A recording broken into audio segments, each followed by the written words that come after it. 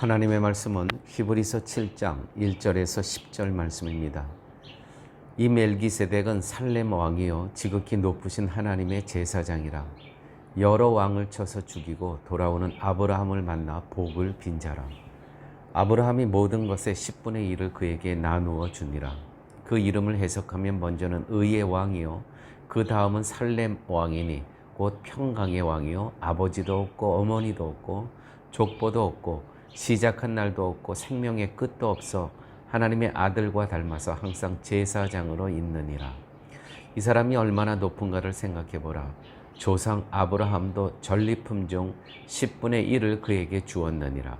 레위의 아들들 가운데 제사장의 직분을 받은 자들은 율법을 따라 아브라함의 허리에서 난 자라도 자기 형제인 백성에게서 10분의 1을 취하라는 명령을 받았으나 레위 족보에 들지 아니한 멜기세덱은 아브라함에게서 10분의 1을 취하고 약속을 받은 그를 위하여 복을 빌었나니 논란의 여지 없이 낮은 자가 높은 자에게서 축복을 받느니라.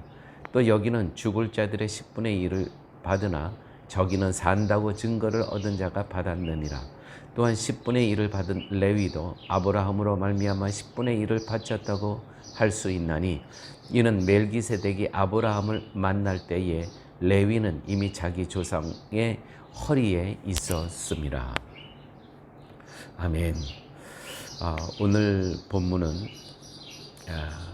정말 영원한 신비죠. 멜기세덱 제사장에 대한 그러한 내용이 잘 기록되어 있습니다. 우리는 멜기세덱을 영원한 제사장의 그림자라고 이야기를 합니다. 멜기세덱에 대해서 오늘 본문은 살렘 왕이자 지극히 높으신 하나님의 제사장이라고 그렇게 창세기 14장을 인용해서 이야기를 하고 있습니다.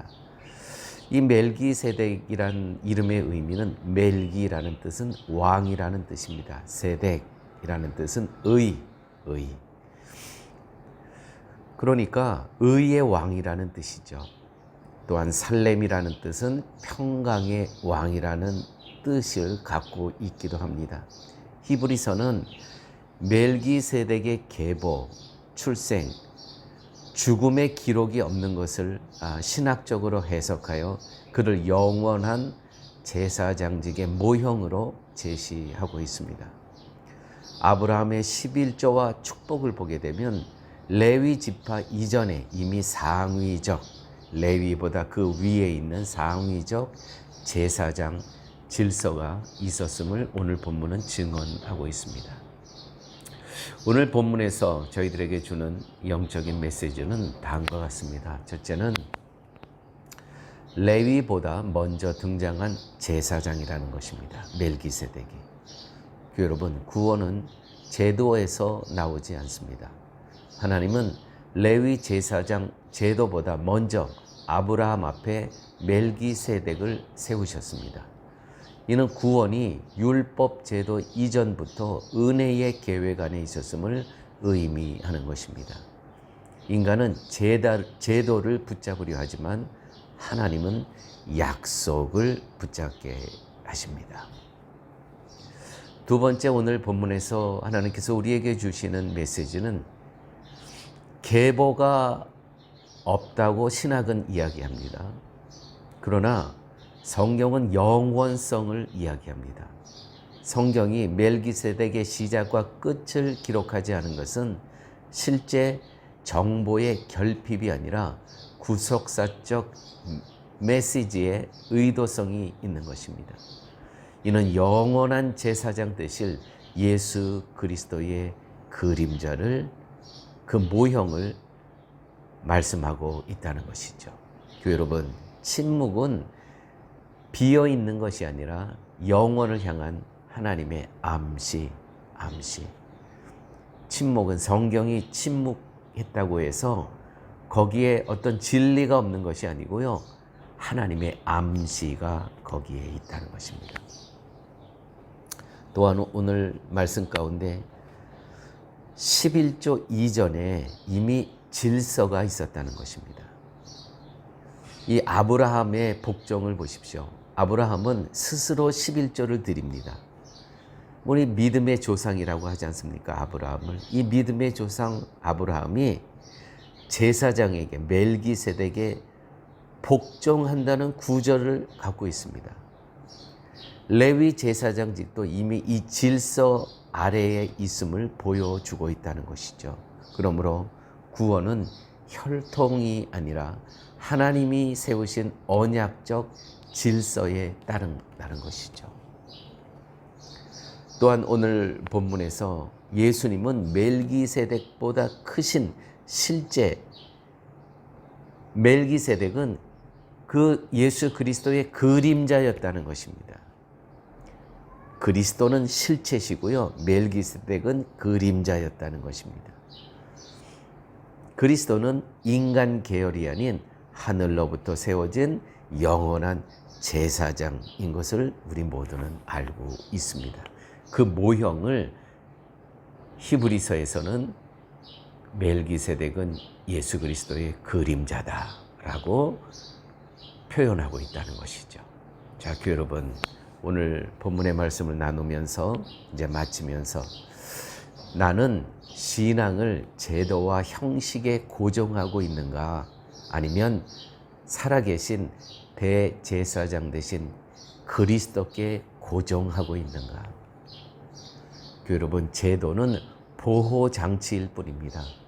구원의 근거는 오직 예수 그리스도께 속해 있다는 거 늘 기억하시기 바랍니다. 또한 나는 믿음의 순서를 내 이해를 바탕으로 신앙생활하고 있는가? 아니면 하나님의 세우신 그 질서를 나의 믿음의 근거로 삼고 있는가? 우리는 너무나 많은 경우에 나의 이해를 따라가는 경우가 너무나 많이 있다는 것이죠. 그러나 오늘 본문에 보면 멜기세덱도 하나님께서 세우신 것입니다. 그분도. 그래서 그분이 모형이 곧 누구냐면 바로 예수 그리스도시라는 것이죠. 내 이해를 따라가는 삶이 아니라 하나님께서 세우심, 그 하나님의 질서를 따라 우리가 이 땅에서 신앙생활을 하셔야 된다는 것입니다. 믿음은 이해의 결과가 아니라 신뢰의 시작임을 늘 기억하시기 바랍니다. 또한 내 영혼은 멜기세덱이 가리킨 실제 대제사장 예수님께 연결되어 있는가?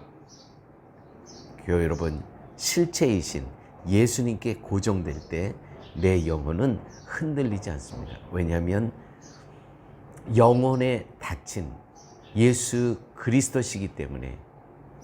닫히라는 건 뭡니까? 배가 물살에 휩쓸리지 않도록 닻을 내립니다. 앵커라 그러죠. 밑에 단단히 고정되어 있습니다. 그럼 어떤 풍랑에도 풍파에도 휩쓸림에도 급류에도 이 배는 떠내려가지 않는다는 것이죠. 우리의 영혼의 닻이 누구십니까? 바로 대제사장 되신 예수 그리스도시라는 것이죠. 할렐루야. 기도합니다. 아버지 하나님, 영원한 대제사장인 예수 그리스도를 저희들에게 이미 허락하여 주심을 감사합니다. 아버지 하나님, 우리의 믿음이 그림자에 머무르지 않고 실체이신 그리스도를 붙잡게 하여 주시옵소서. 제도에 안주하지 않고 율법적 안정감 대신 하나님께서 세우진 영원한 대제사장 예수 그리스도만을 바라보는 저희들의 삶 되게 하여 주시옵소서. 저희의 예배와 신앙의 중심이 오직 예수 그리스도 되게 하여 주시옵소서. 모든 말씀 예수님 이름으로 기도드렸습니다. 아멘.